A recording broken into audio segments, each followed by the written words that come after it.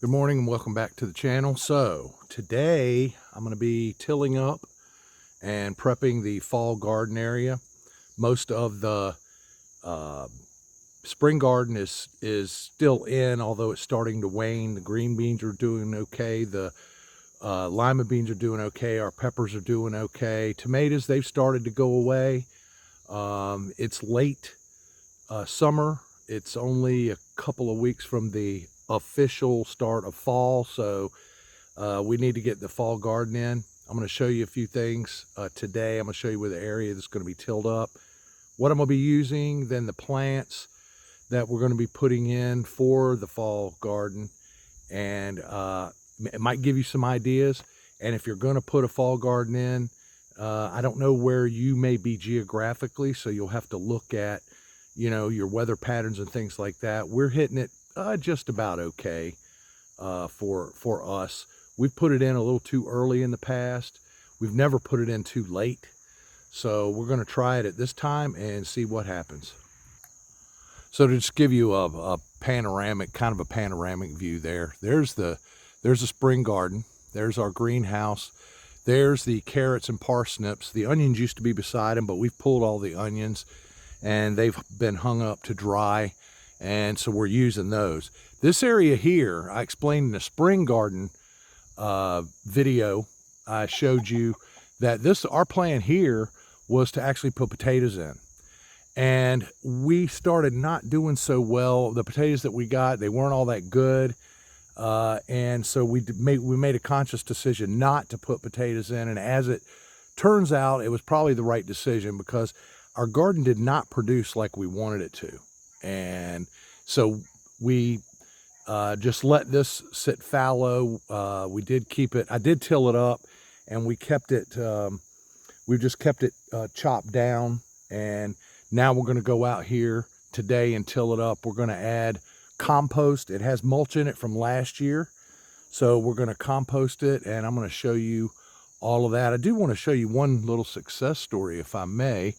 And I'll get over here where we could zoom in a little bit potentially and show you.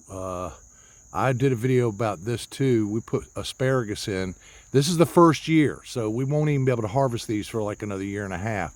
But there's our asparagus, and they're doing really well. So we don't know much about asparagus, but we love it, so we're gonna give it a shot, and hopefully it'll come out okay. And this is what we're going to be putting in. We'll either get it in potentially this afternoon, more likely not until tomorrow afternoon. But this is what we have. So we're going to be putting in this year. We're going to be putting in kale, which is right here. This is curly kale, and we love it. It's absolutely delicious. Over here, we've got calendula, and I'm going to confess that I don't even know what that is. Debbie does. It's some kind of herb maybe, but it's going in. We've also got broccoli going in, and we're not doing cauliflower, but we haven't done that yet, but we're going to try that too. And then over here is cabbage. We're putting the cabbage in. Now this stuff is located out on our front porch. You can see there's our walkway, which we're trying to redo, but we just haven't been able to get the time to devote to it. At any rate, Debbie's been leaving these out here for a few days, and then last night, overnight, last week or so, she's been putting them out here to harden them off because we grew them under the grow lights in our dining room, and so she's got this set up, and this is what's going to be going in the ground in a little while. Now, if you're a little bit behind the curve, you probably, due to the time of the year that we're in, we would not be able to restart these. So if anything doesn't take, we're going to have to go buy a supplemental plant, or maybe two, or however many we would need to buy if we want to continue to grow these vegetables. So depending on where you live, you may be saying, oh, wow, I'd love to put a fall garden in, but you don't have time to seed start like we did. You can still go get these plants more than likely and start them. It may be that depending on where you live, you actually might have enough time to do it. So you can give it a shot. I would say go for it if at all possible. But this is what's going to get planted, and anything else that maybe we haven't thought of that we want to. Oh, the other thing, we're waiting on garlic to come in. So we ordered garlic bulbs. We don't have any left over from last year. We ordered garlic bulbs, and you can get about 6 or 7 cloves out of each bulb. When that comes in, that's also going to be put out there in the fall garden, and then it'll overwinter, and then you harvest that next spring. And when we did that before, it lasted us the whole year, but this year we didn't have enough left over to be able to get us to planting. Even though we were trying to have enough left over, we just didn't. In case you're interested, this is the tiller that I'm going to be using. It is a Yardmate. For if you're interested in the brand, let's see. Let me zoom in and show you some of the specs that it's got. Let's see right here. There we go. We'll get adjusted here in a moment. There we go. It has, let's see, let me get on in here. So it's a 212cc engine, 10.3 foot-pounds, and it's an 18-inch till width. It's what it's called a rear tine tiller. So it's way better than the old one I used to have. The old one I used to have was about 50 years old. It still ran. I actually still have it. It just doesn't run anymore. And it's heavy, but it really digs in and does the job, and it's adjustable in the rear. So you can get a deeper till depth if you want. And this is the bad boy that's going to be tilling up this ground here in just a couple minutes.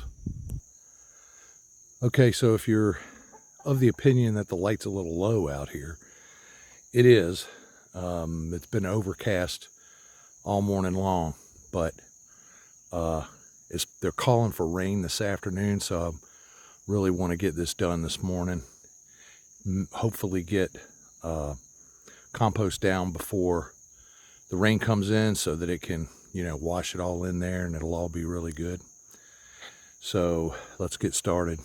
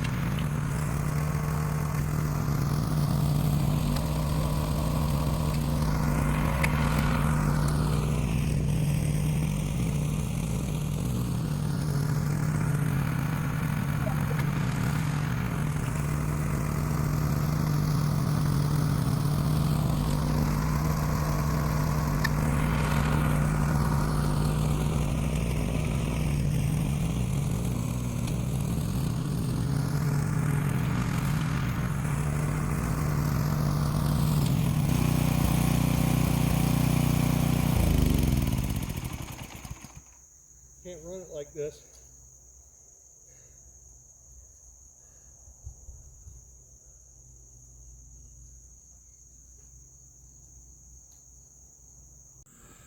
Okay, so on the last clip, I had a problem with the tire. I actually had a flat tire.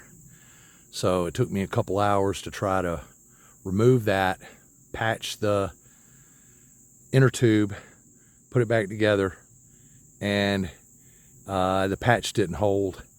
But that being said, I came out here and did it anyway. I didn't put that on video, but you have already seen me fighting really hard with it. I shouldn't have had to fight, and that's because of the flat tire, because it took the drive wheel and it just spun on the one side, so I was constantly leaning into it. That being said, it's all done at this point. We've raked it out, and we're about ready to go up to the local hardware store and get 25-30 bags of compost. We have some small amount of compost, as you can see on the ground out front here, but it's nothing. It's not ready yet, and it's not really much of anything. I need to put it with my other pile that I have out at the end of the fenced area, which is, you're not gonna be able to see from here. So at any rate, when we lay down this compost and start planting, we're gonna be getting busy. All right, we're back. It's compost day. It's the next day. Gorgeous weather, 70, 72 degrees. If you look over here, we put some stakes over here for the rows, and then over here we didn't have enough stakes, so there's a boundary one there, and then down at the far end in the shade. Not sure you can see it, but this is where we're gonna drop 30 bags within the boundaries of these stakes. 30 bags of compost, 40-pound bags of compost, and then we will rake it out, and just rake it out evenly, basically, is all we're going to do here. Okay, we ended up with 32 bags, which means we have to go back at some point and pay for 2 more bags, because we only paid for 30. Now what we're going to do is slit the tops off of these and basically dump them out, and then we're going to just rake them out within the perimeter of the boundaries as evenly as we can. Okay, here we are with everything dumped. They were 40-pound bags. Now we're going to rake everything out. And this is what it looks like all spread out. So the next move is to run string from one end to the other. We're going to have to uproot some stakes to be able to do that. And then we're going to be able to make the rows and do the planting. All right, we did actually find more stakes. So what we got going here is, hoping even with the sun you can see the strings. What we did was we stretched the strings so that it'd be much easier to make our rows. Okay, we're all in.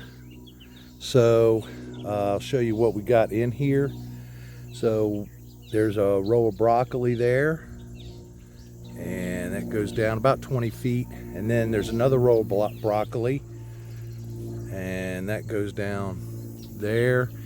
And then you get over here and we got cabbage, and that's 3 rows. So 1, 2, and 3. These are about 20-foot rows. Cabbage is 2 feet apart. The broccoli's a foot apart. And then you get over here to collards, and down south here we like some collards. So you got 1 row here of collards, and then in this blank row Debbie actually sowed seed. So this is a direct sow row of collards. We want to see how that does. See if it comes up naturally. Then you've got a row of kale, and this is curly kale, and that's all in. And then there's another empty row here, and this is direct sow kale, curly kale. So we'll see how that does. This blank area here, where the beagle's laying at the end about 20-some feet away, this is going to be our garlic when it comes in. So we may put, you can put a lot of garlic in this space. This space here is at least 8 feet wide and 20-some feet long. So depending on how much garlic we get. So that's the fall garden, and thanks for visiting Variety Homestead. I hope you have a great one.